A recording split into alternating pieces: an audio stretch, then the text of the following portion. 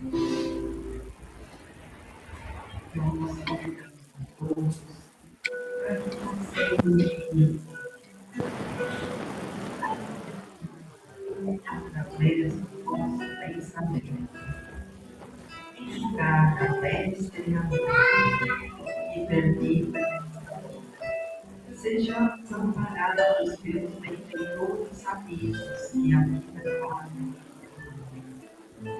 para que sigamos as indicações de equilíbrio e paz que este ambiente nos oferece. E assim, Senhor, auxiliar destes valorosos consigamos compreender sempre para nos alimentar da verdade que esclarece, da luz que aponta o caminho, perceber os nossos sonhos, despertarmos para os que nos ensinam e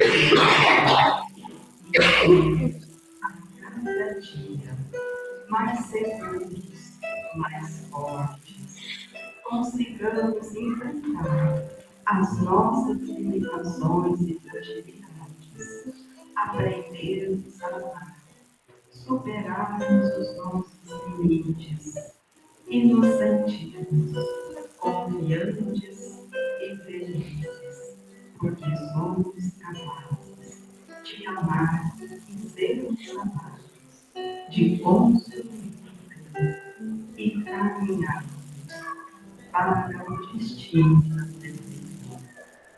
Agradecidos, iniciamos o nosso estudo e rogamos o amparo amigo para nos sustentar e auxiliar a compreender. Que Jesus seja conosco e que assim seja. Você não está no ar. Está desconectado aí. É. Mas aqui sai também. Pode ser.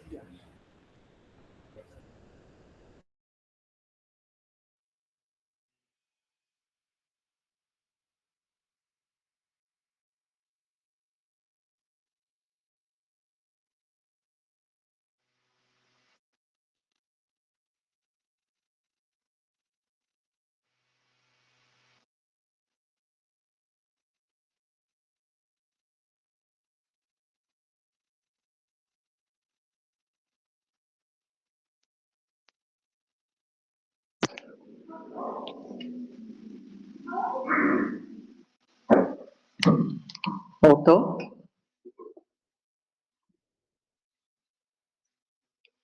Então, vamos lá. Estamos no capítulo 16, não se pode servir a Deus e a Mamão. Então, lembra que é o capítulo que vai nos auxiliar a encontrar em nós qual é o aspecto do materialismo que ainda nos dificulta o trabalho íntimo. Então, lá no primeiro item, a gente viu a salvação dos ricos e a história que simbolizou aí essa questão foi a do mancebo rico. Então, ele era um jovem de bom comportamento, mas ele não tinha disposição para deixar nada para seguir o Cristo. Ele se achava um cristão exemplar, porque tudo ele já seguia, tudo ele cumpria. Então, quando ele ouve a proposta, deixa tudo e me segue, ele tinha várias justificativas do motivo pelo qual naquele momento não seria possível. Ele precisava vencer uma prova, ele tinha que ir para uma disputa, a cidade aguardava dele aquele título, ele tinha muitas explicações. Ele só não percebeu que tudo aquilo ficava ligado à vaidade de ser melhor materialmente que todos. Então, não era uma questão de posse material, mas era uma questão de posição social. que ele não conseguia abrir mão. Depois, no preservar-se da avareza, é a história onde a gente viu que um irmão chegou para Jesus e pediu para que ele convencesse o outro irmão a dividir com ele a herança. E Jesus perguntou para ele, mas quem me elegeu para ser o juiz aí dessa causa? Não sou juiz dessa causa. Não é isso que eu faço. E então, ele recomenda aquele moço para que se preservasse da avareza, porque ele estava pronto para fazer uma briga com o irmão por conta de bens. Então, conta para ele a história do homem que tinha produzido muito, mas muito mais do que ele precisava, e ele então decide aumentar os seus celeiros para guardar tudo aquilo. E diz assim: agora minha alma vai descansar, porque agora eu vou viajar, vou fazer tudo que eu gosto, porque eu já tenho o suficiente. E aí, naquela noite mesmo, ele morre. E deixou isso para que o jovem pensasse na história. Depois, na semana passada, nós vimos a história do Zaqueu. Então, a gente vai retomar rapidamente a história do Zaqueu, para depois a gente entender, então, as particularidades aí. Então, olha só. O Zaqueu era um judeu que ficou muito rico. Mas ele ficou muito rico porque ele era cobrador de impostos. E ele era o chefe dos cobradores. E, nessa época, ele podia definir a taxa de cobrança. Ele definia quanto ele cobrava, quanto que ele já ia enviar para Roma e quanto que ele enviava para ele mesmo. Era assim que funcionava. E ele tinha 2 desafios. Ele era desprezado por Roma porque ele era judeu. Ele era odiado pelos judeus porque ele trabalhava para Roma. Então, isso se tornou uma grande aflição para Zaqueu. Porque onde ele ia, ele era detestado. E ele ouvia as pessoas que ficavam falando baixo, maldizendo a presença dele. E ele temia por ele e pela família, porque isso se estendia à família. Ninguém gostava deles. Mas ele realmente estava muito rico. Morava num palacete, adornado de grandes obras de artes, comprava coisas luxuosas. E especialmente, quando ele sentia um vazio interno, ele enfeitava mais o externo. E para ele era muito difícil viver assim. Mas um dia falaram para ele de Jesus, e ele achou muito interessante. E quando contaram, então, que um dos apóstolos era alguém que também tinha essa função de cobrança para Roma, ele se encheu de esperança e disse: agora eu tenho a chance. E depois falaram para ele que Jesus tinha curado um cego de nascença. Aí ele empolgou. Porque cego de nascença, naquela época, também era mal visto. Era aquele que nasce doente, porque o Deus que castiga e pune a todos, pune os pecados daquela família na doença daquele que está nascendo. Então, eu estou frisando porque, infelizmente, hoje as pessoas acreditam nesta barbaridade. Pecado de geração. Foi tataravô que fez, é esse daqui que está se lascando. Ainda tem. Então, o povo até se especializando nessa coisa esquisita. Então, a gente precisa ficar bastante atento com isso, porque senão a gente repete umas coisas que é lá de antes de Jesus. E quando ele soube que o cego foi curado por Jesus, ele falou: nossa, mas então ele não tem preconceito com essas coisas? Ele foi conversar com o cego. E o cego confirmou. E ele foi ficando muito empolgado com tudo. Quando anunciaram que Jesus estava chegando na cidade, Zaqueu corre à frente, porque ele era detestado. Gente, são palavras da Amélia Rodrigues, tá? Ele era baixinho e gordo. E ele não conseguia ver Jesus, porque a multidão queria ver. E como ninguém gostava dele, o povo fazia paredinha para ver e largava ele para trás. Então ele não teve chance. Ele, muito esperto, correu na frente e subiu numa árvore, porque era a única chance que ele tinha. E ele foi vendo Jesus vir. Quando Jesus está muito perto dele, para surpresa, Jesus para e olha para ele. Então a Amélia narra que nessa hora ele faz todo um retrospecto da vida e lembra todas as coisas que ele fez, mesmo sabendo que estavam erradas.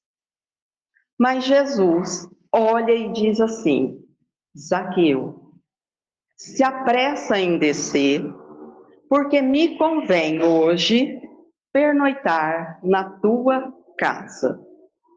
Zaqueu escorregou da árvore e saiu correndo. Foi para casa ajeitar a casa.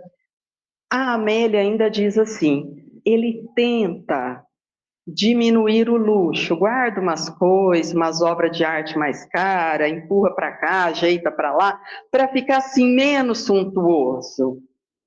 Mas ele não deixa de ouvir as pessoas duvidando que Jesus ficaria na casa de um homem de uma vida tão condenável. E ele então fica num misto de alegria e medo, porque poderia mesmo acontecer de Jesus não chegar até a casa dele. Quando chega tarde, ele já não consegue mais ficar dentro de casa, ele fica na porta. E vai para um lado, vai para o outro, vai para um lado, vai para o outro, e nada desse Jesus aparecer. Até que ele vê a multidão na esquina.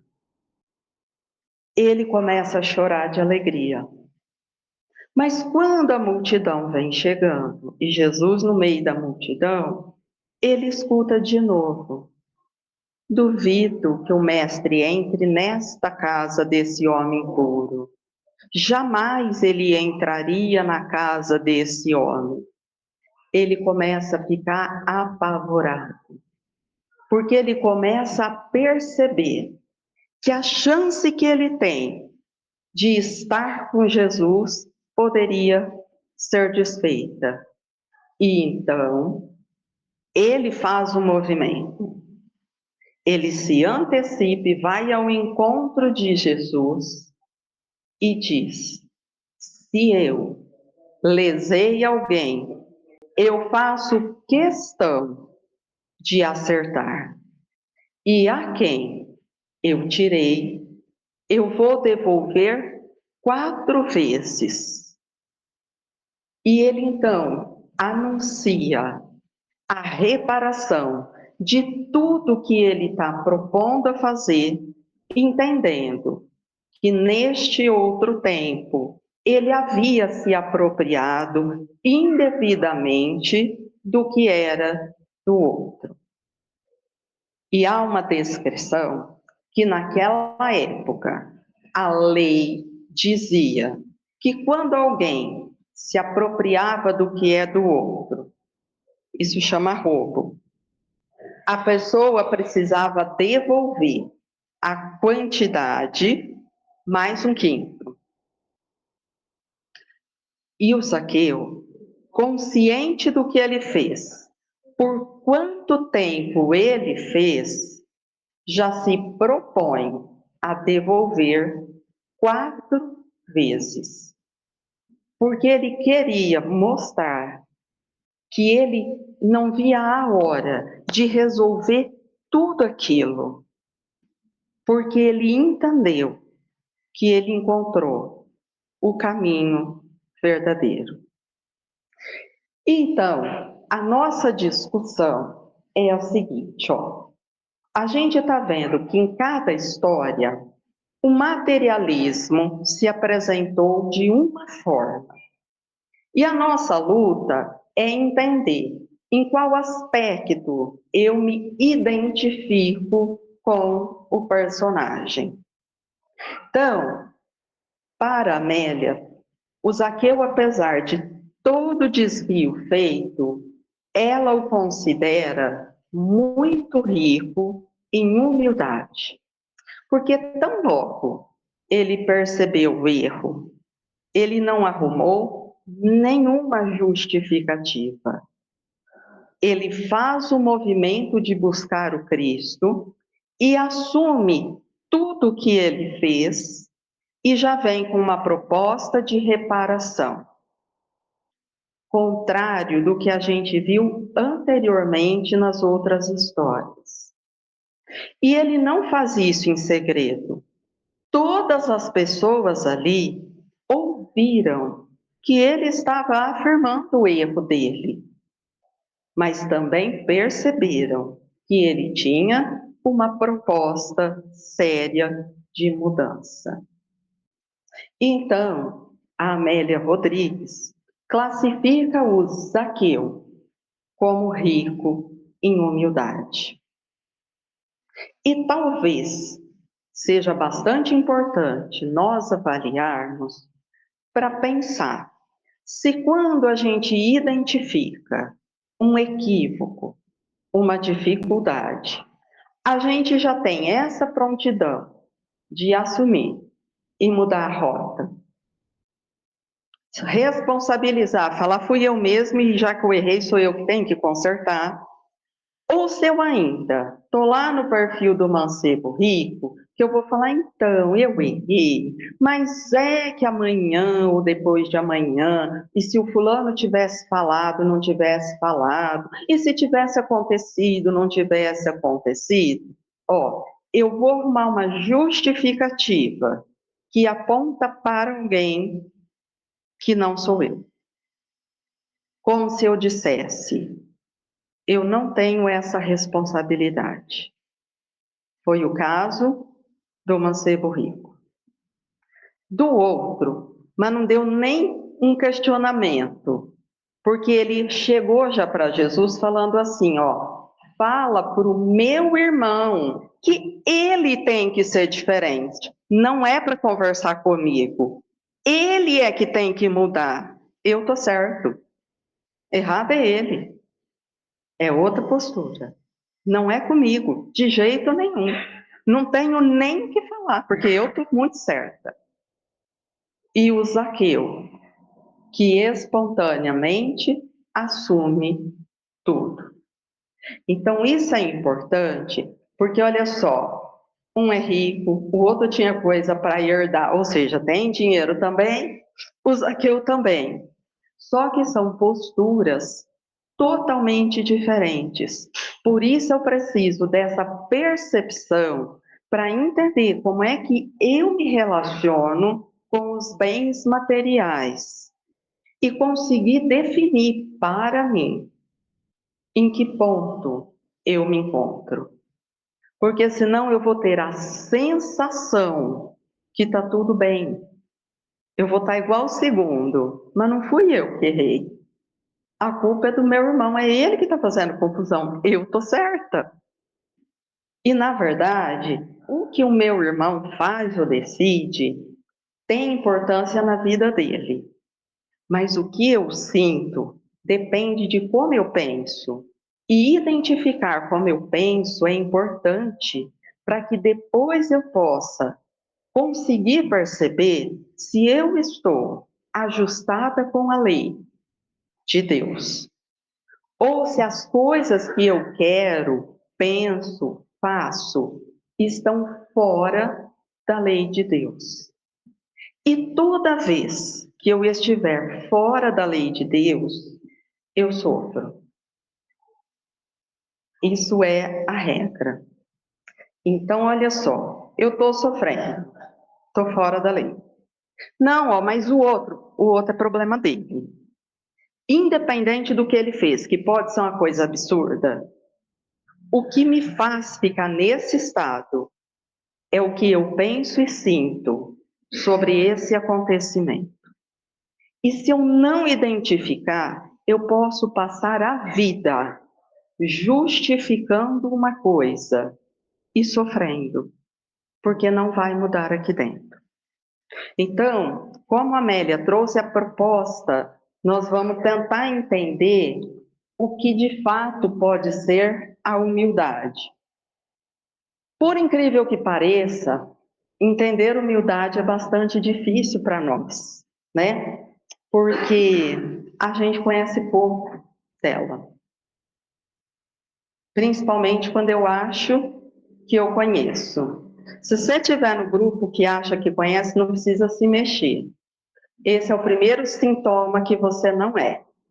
Porque quando eu acho que eu sou, já é o primeiro sintoma de não ser de jeito nenhum. Então, quando eu digo assim, ó, porque graças a Deus eu sou uma pessoa muito humilde, que não tem maldade, pronto. Já muda de time que você já errou. Já deu ruim. Então, vamos lá.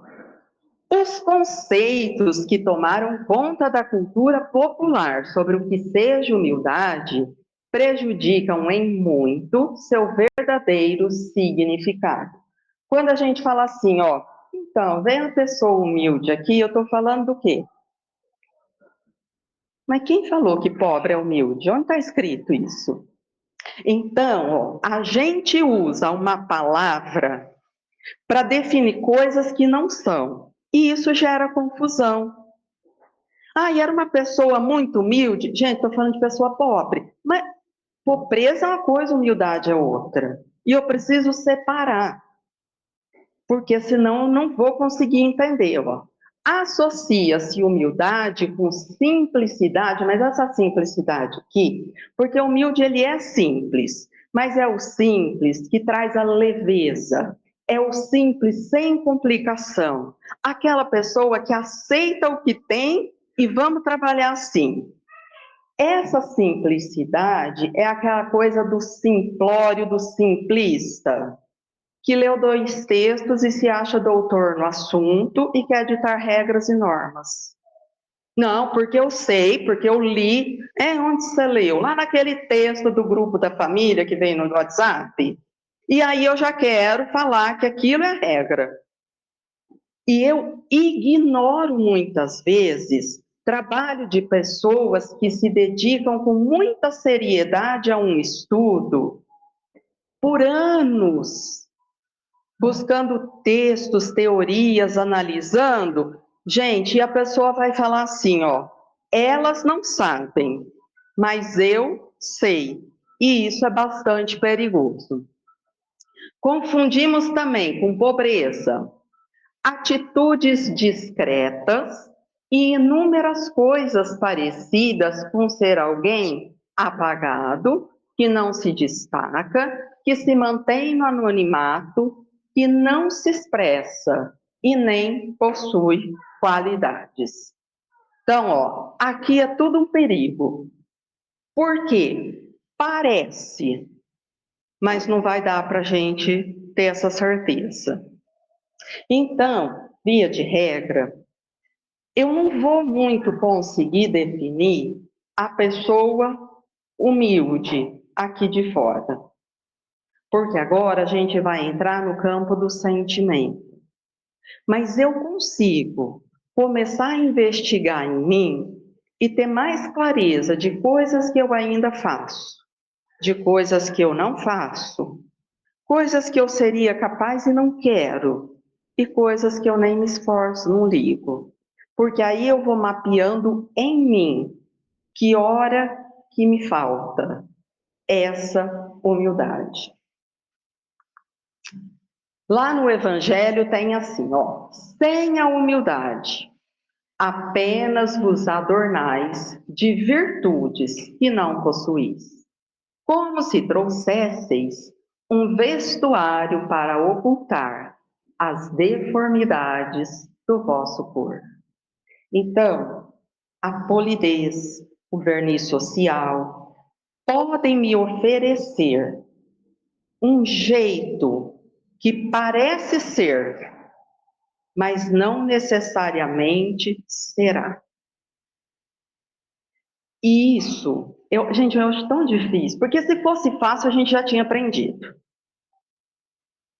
Por que que eu estou falando que precisa de muita atenção? Porque às vezes eu tenho essa polidez social. A gente treina a ser gentil com as pessoas. Não porque eu as considero, mas porque eu aprendi essa polidez. E aí, nesse esforço de ser polida, eu tento tratar a todos igualmente. Ó, antes assim, ótimo. Mas eu continuo com as minhas dores, com as minhas angústias. Eu não durmo bem, eu tenho tal dificuldade. E aí eu olho e falo, gente, mas eu faço tudo certo. Eu trato bem as pessoas, eu cuido. Por que que eu ainda sofro isso? Porque por fora eu mostro uma coisa, mas por dentro eu sinto outra. Eu trato porque eu sou polida, mas eu não considero essa pessoa tão boa assim. Eu sou melhor que ela. Por isso que sou eu que trato bem. Ela é ignorante. Ela tem a menor chance de saber o que eu sei. Então eu vou ser educada com ela. Quem sabe me vendo ela aprende. Mas por fora eu sou um doce. Então olha só, eu não estou alinhada com a lei, mas por fora parece. E o que eu acho mais grave, depois de um tempo eu me convenço que eu sou essa pessoa. E aí os sintomas vão denunciando que tem alguma coisa que está falhando. Então, se eu tenho estes sintomas, eu preciso entender e voltar a analisar a conduta. Porque ter um comportamento bom não significa ser uma pessoa boa. Eu sei produzir de acordo com o meu interesse. Por isso que ele fala, é como se eu vestisse uma roupa que disfarçasse os meus defeitos. As pessoas vão olhar e vão achar ótimo. Se fizer maquiagem junto, então, nossa, aí fica linda, maravilhosa. Desmonta para ver como que é a verdade. Então, é dessa clareza. Jesus, muito sábio e humilde, certa feita foi chamado de bom e não aceitou o adjetivo, alegando que bom era só o Pai e que poderia ser chamado de mestre, porque isso ele era e assumia. Então, lembra a pergunta do moço? Era assim: bom mestre, o que eu preciso fazer para ganhar a vida eterna? Ele falou: bom, não, bom é Deus. E aí o moço ficou. E a gente discutiu assim, muitos domingos, essa história do bom. Então lembra, ó, fazer o bem, só o bem, pontualmente, não caracteriza o bom. Bom é quem cumpre a lei o tempo todo, sem parar. Isso era o conceito de bem. Tinha que ter essa constância. E aqui mostra, ó, humildade é ter consciência do que se é. Então, eu preciso pensar se eu tenho clareza do que de fato eu sou. Porque às vezes está faltando clareza. Por isso que eu disse, ó, tem coisa que eu já poderia fazer. E eu vou falar assim, então. Mas para eu fazer isso, eu teria que me esforçar. E aí eu não quero esforço. Eu não quero esse trabalho. E eu não quero sair desse lugar e ter que me esforçar para ajudar uma outra pessoa. Ai, não, gente, não quero. Não quero fazer isso. Uai, por que eu não quero? No fundo, por que eu não quero? Porque essa pessoa não merece meu esforço. Por que ele não merece meu esforço? Porque eu me escolho ainda com quem eu quero me ocupar. Precisa valer a pena. Precisa me dar retorno. Isso não é humildade nunca. Isso chama interesse.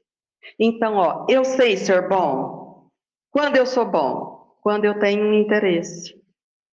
Então, isso não dou nem para chamar de bondade. É jogo de interesse. Porque na humildade, eu simplesmente faço porque eu sempre vou considerar o outro como eu me considero. Eu faço pelo outro o que eu gostaria que a mim fosse feito. Porque eu não acho ele menos que eu não acho que ele não é importante, não é assim que eu entendo a vida. Então, é uma outra dinâmica que se instala. Então, essa clareza é muito importante para eu entender o que de fato eu sou. O orgulho é um sentimento de grandeza que cria o vício de ser prestigiado, adulado, paparicado. Faz com que queiramos que o universo circule em nossa órbita personalista. É sentimento de superioridade pessoal. Humildade é o seu oposto. Mas vamos lá, então. Ó, humildade é o oposto, mas humildade é uma virtude do amor, virtude ativa. Quando eu sou humilde, eu me sinto bem. Então, um espírito humilde não tem queixas de ser humilhado. Quem se sente humilhado? Obrigatoriamente, o orgulhoso. O humilde não vai sentir isso. Ele pode discordar do que o outro definiu, mas ele não vai se sentir pessoalmente atacado. Porque aqui nesse ponto, esse vício de ser prestigiado, adulado, elogiado, é o mesmo plug que me faz ficar muito chateada quando eu acho que eu sou criticada, rejeitada. Isso é o orgulho que faz. Porque quem adora um elogio sofre na crítica. É o mesmo lugar que a gente está trabalhando. E aí eu preciso compreender, porque se a pessoa não me considera como eu acho que eu mereço, se ela não reconhece o que eu faço como eu acho que eu mereço, se eu fico triste pessoalmente porque ela me falou isso ou não me falou aquilo, quem é que aqui está sofrendo? O meu orgulho. Como assim? Eu fiz todo esse esforço e a pessoa não reconheceu? Eu deixei de fazer por mim e ela teve a coragem de me falar isso? Ah, mas não ajudo mais? Nunca mais. Mas nunca mais. Mas depois eu vou usar a polidez, eu não vou brigar e vou me fechar, conversar pouco. Ué, mas a pessoa quieta, apagadinha, não era humildade que a gente tinha falado? Então, às vezes é só orgulho mesmo. Por isso que eu não posso falar com a pessoa quieta, é humilde. E às vezes a gente ainda fala assim, ó, ela é tão boazinha, tem boca para nada. Às vezes ela é muda, mas não é humilde. Porque também não é porque é muda que é humilde. Mudinho briga com a gente no gesto e tá tudo bem também, uai, é espírito, por quê? Porque é muda? Não é, não é. Então, eu não posso ficar misturando. E por isso que eu falei, eu não consigo ficar avaliando no outro.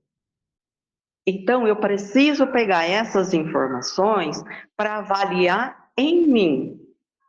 Quando acontece, o que causa dentro de mim. Porque eu só sou capaz de mapear isso dentro de mim. Porque por fora não dá para saber. Não tem jeito. Apresentações comuns do orgulho. Aversão à crítica. Isso é difícil, né? Porque a gente não gosta de ser criticado.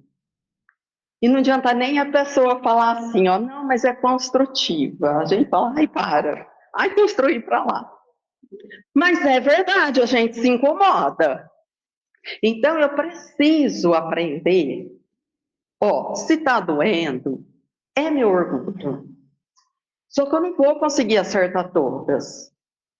E se eu não aceitar que alguém me diga, eu me condeno a errar por muito mais tempo. Então, se eu pensar bem, é para o meu bem. Nem sei se a pessoa quer fazer o meu bem, problema dela o que ela quer. Eu é que preciso entender. Então, uma vez, Pedro estava com Jesus e ele perguntou para Jesus, ele falou, mestre, mas é muito difícil. E quando quem fala da gente são os nossos amigos? E Jesus falou para ele, Pedro, se o que ele falou, você analisou, é mentira, perdoa. Mas se o que ele falou é verdade, aproveita e muda. Então, sendo assim, quem falou está sempre certo. Porque para você foi importante ouvir. Então, acabou, você não tem que ficar bravo com isso. Você só tem que aceitar, analisar. E se a gente for pensar, gente, mas olha que solução mais inteligente. Se eu entendi que o que a pessoa falou não faz nenhum sentido, ai, gente, tá bom, ela pensa assim, não concordo, mas respeito, tá tudo bem. Só que se o que ela falou faz sentido, nossa, eu não tinha percebido que eu fazia isso. Talvez eu gastasse 10 anos para entender uma coisa que em 2 minutos ela me explicou. Nossa, eu preciso de corrigir. Ela adiantou uma orientação. Perfeito. Então, se eu tiver humildade, eu vou escutar com esse equilíbrio. Mas quando a gente não tem humildade, a pessoa fala, a gente ouve assim, ó. Uhum, uhum. Aí ela sai e a gente começa a ruminar ódio. Então, eu entendi o que aconteceu.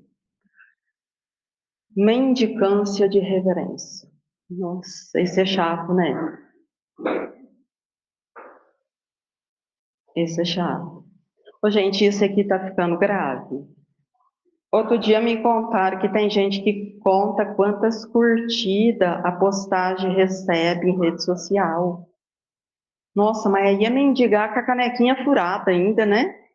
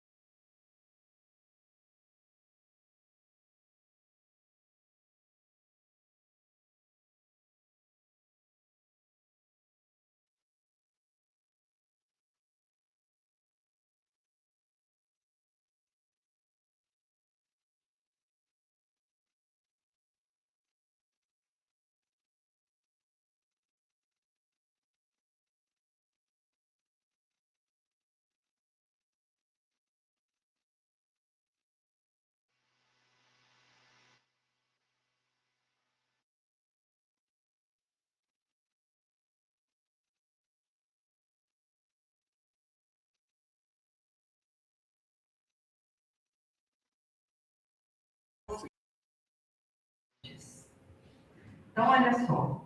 Quando Jesus trouxe um novo jeito de pensar,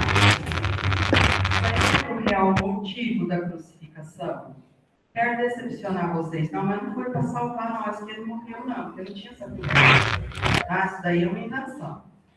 Porque ele foi visto como revolucionário, como uma ameaça para o poder da época.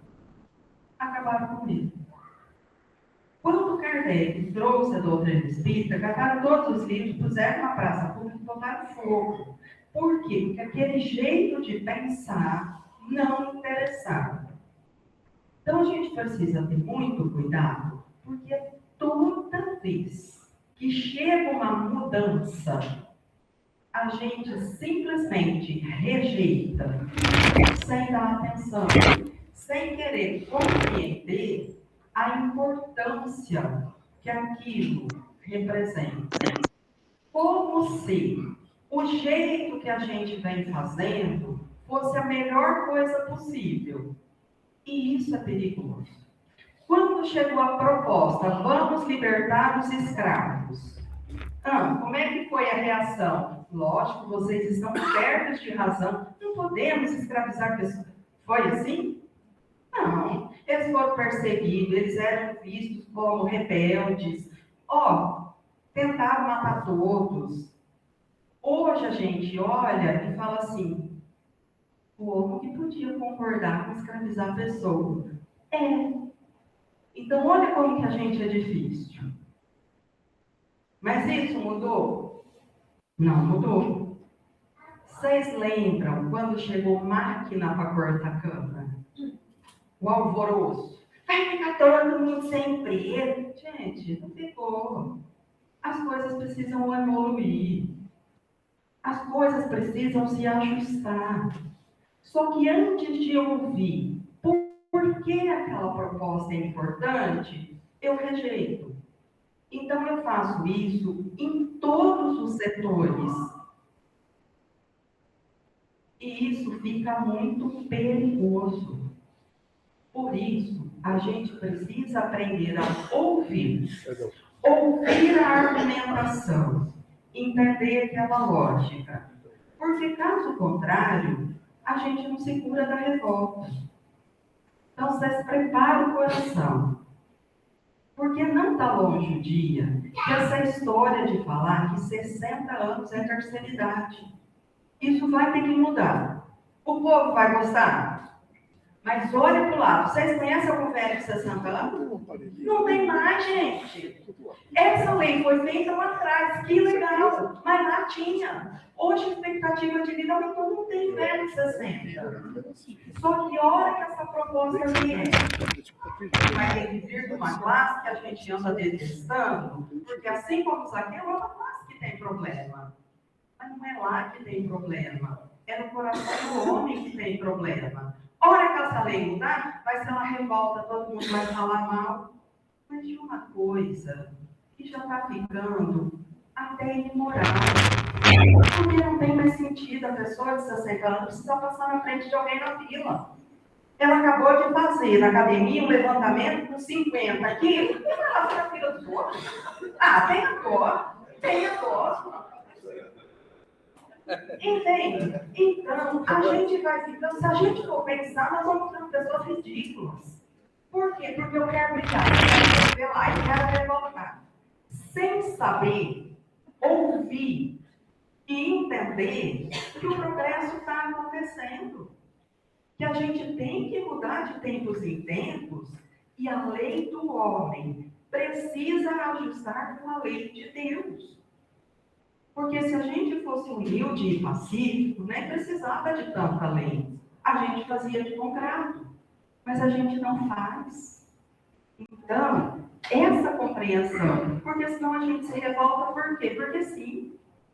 Porque eu penso assim, em posição de ponto de vista. Mas antigamente era muito... Gente, que antigamente era muito melhor. Nunca foi. Outro dia eu falei, me desculpe as professoras que estão aqui, mas no meu tempo, a professora batia no aluno de chinelo. Dentro da escola, aí não acontecia nada. Batia de régua de madeira. O que era melhor, gente? Bater em criança com autorização legal? Não, isso não era melhor. De jeito nenhum. Agora, estamos com muitos problemas que estavam todos escondidos no nosso coração. Não é que apareceu agora. Então, se a gente não encontrar o caminho da paz, da concórdia, com sinceridade, não é passando medo na criança ou no outro que a gente vai fazer a paz acontecer. Então, ó, impor ponto de vista, imaginando coisas que eu não tenho clareza e nem certeza, é fruto do meu orgulho. Que quero afirmar que lá naquele tempo, não sei se naquele tempo era melhor, eu preciso ver os dados daquele tempo. Eu preciso ver quem estuda profundamente esse assunto e traz os dados desse tempo. Para que daí eu possa ceder com coerência ou discordar com coerência. Senão eu vou deixar o meu orgulho dominar. Melindre nas discordâncias. Mágoa alimentada. Vocês ficam magoados, hein?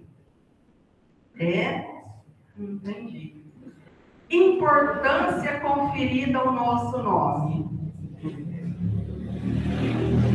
Vocês lembram quando a gente era pequena, brincava na rua, que a gente falava assim, não fala da mãe não, senão depois... Por quê? Porque o nome é como se fosse uma coisa. Por que é tão importante? Isso é um desafio na cidade pequena, né?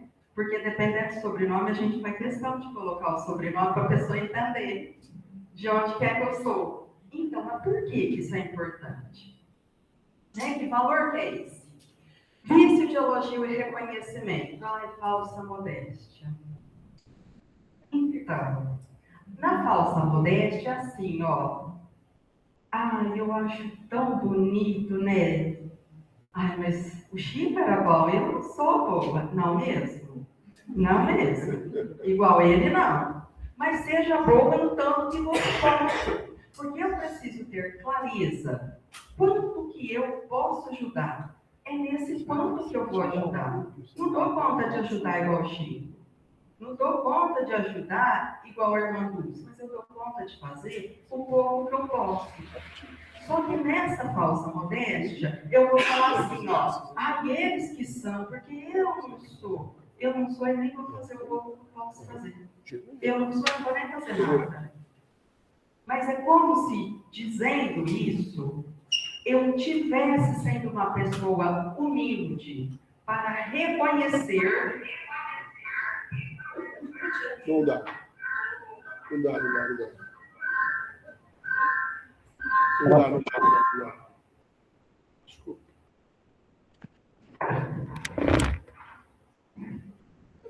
Tem jeito.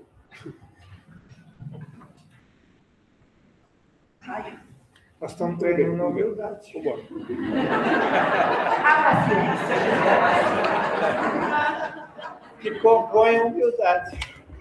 Humildade. Talvez ele está prestando atenção. Não existe humildade sem paciência. Mas vocês acham que é? Não, eu tenho desconfiança. É um agente. Então, eu falei.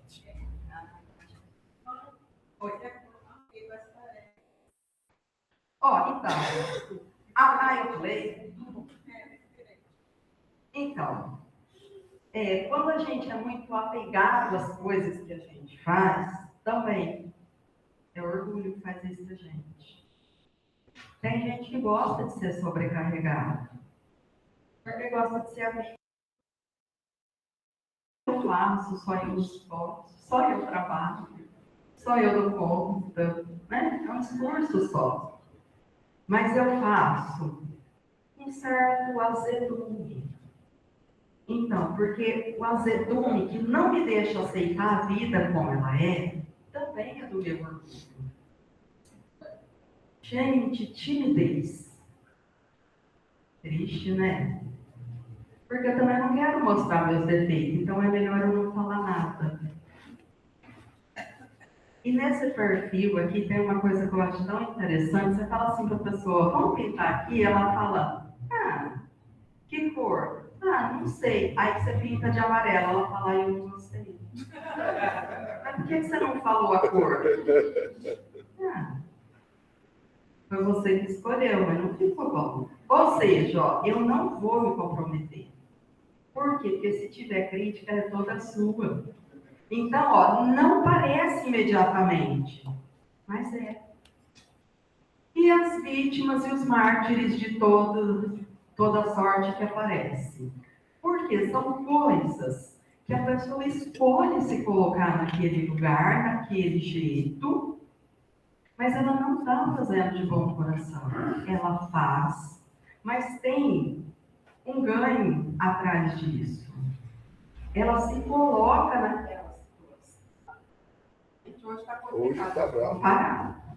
Né? Deu por hoje.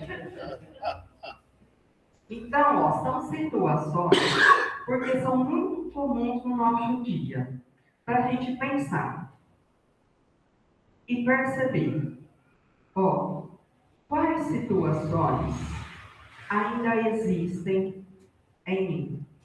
Propositalmente, hoje, uma das nossas últimas músicas foi Humildade. E tem uma hora que a música diz assim: ajude a erguer quem pensa nada ser. Quem é que pensa nada ser? Não é o espírito humilde. Porque o humilde tem certeza do que é. Quem que acha que é nada? Só alguém que é muito orgulhoso.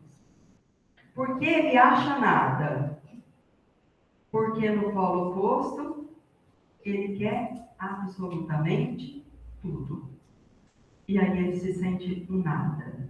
E ele fica oscilando nesses dois polos.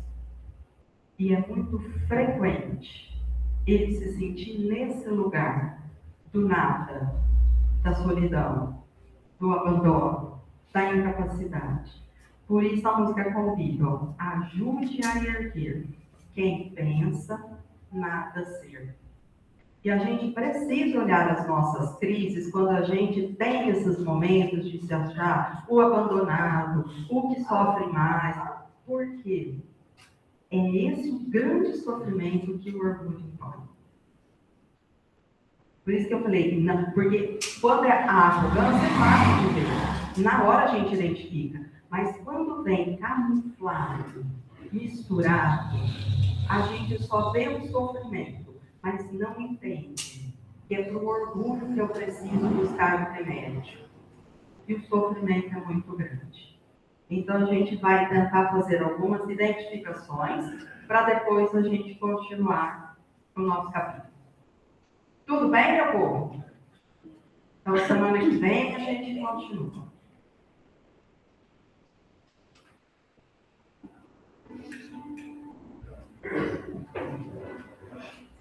Então nós vamos agradecer